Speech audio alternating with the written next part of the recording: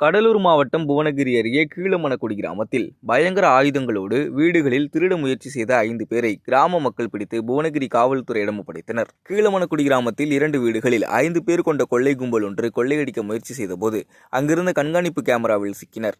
தங்கள் முழுவதும் கண்காணிப்பு கேமராவில் பதிவாகி உள்ளோம் என்பதை அறிந்த கொள்ளையர்கள் திருடு முயற்சியை கைவிட்டு அதே கிராமத்தில் இரவு முழுவதும் மறைவான பகுதியில் பதுங்கியிருந்தனர். பின்னர் அதிகாலையில் வெளியே வந்து பேருந்தில் ஏற முயற்சி செய்தபோது வீட்டின் உரிமையாளர் மற்றும் கிராம மக்கள் அவர்களை சுற்றி வளைத்து புவனகிரி போலீசாரிடம் ஒப்படைத்தனர். காவல்துறையினரின் தீவிர விசாரணையில் கொள்ளையர்கள் சக்திவேல், அன்பழகன், சுரேஷ், மதியழகன் மற்றுமொரு சுரேஷ் என தெரிய வந்தது.